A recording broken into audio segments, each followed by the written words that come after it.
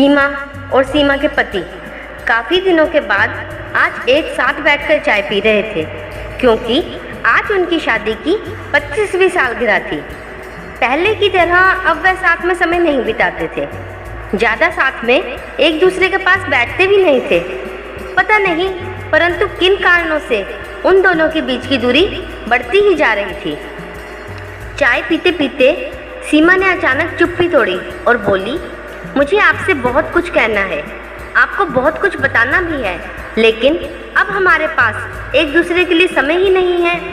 मैंने इस बारे में बहुत सोचा है और इस सिचुएशन से निपटने का एक उपाय भी निकाला है। अगर आप राज़ी हो तो बताती हूँ।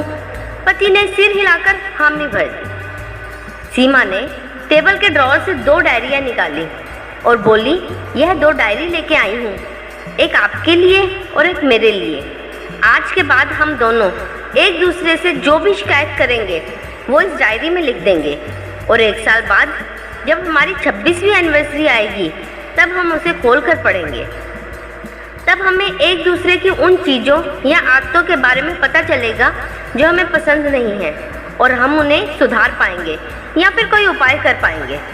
पति को भी सीमा का आइडिया पसंद आ गया और उसी दिन डायरी में लिखना शुरू हो गए। देखते ही देखते 1 वर्ष बीत गया और 26वीं एनिवर्सरी का दिन भी आ गया। पति पत्नी दोनों ही डाइनिंग टेबल पर बैठकर चाय पी रहे थे और पास में दोनों की अपनी अपनी डायरी रखी हुई थी। उन्होंने एक दूसरे के साथ डायरी बदल दी। चाय खत्म कर पहले पति ने पत्नी की डायरी पढ़ना शुरू किया।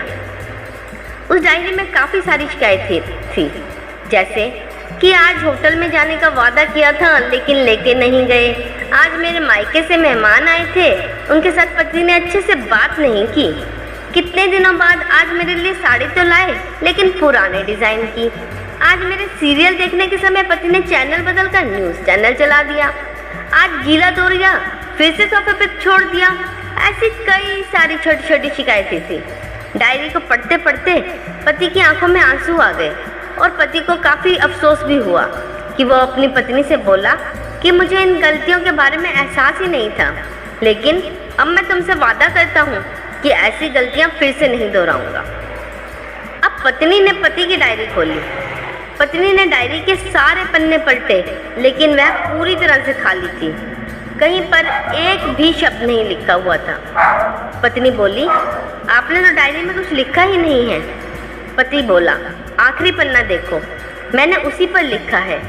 उस पन्ने पर लिखा था, सीमा, तुमने मेरे और मेरे परिवार के लिए इतने सालों तक जो भी त्याग किया, हम सबको जितना प्यार दिया, उसके आगे मैं तुम्हारे खिलाफ इस डायरी में कुछ भी नहीं लिख सकता। और इससे भी ज़रूरी, मुझे तुम में कोई भी कमी देखने की इच्छा ही नहीं हुई। ऐसा नहीं है कि तुम में कोई कमी नहीं है, लेकिन तुम्हारे प्यार, समर्पण, त्याग के आगे मुझे कोई भी कमी नहीं दिखी, और अगर कोई कमी है भी तो वो बहुत ही छोटी है। मेरी अनगिनत गलतियों को नज़रअंदाज करके तुमने जिस कठिन जीवन में मेरे साथ मेरे साए की तरह मेरा साथ दिया है और हमेशा मेरे साथ खड़ी रही।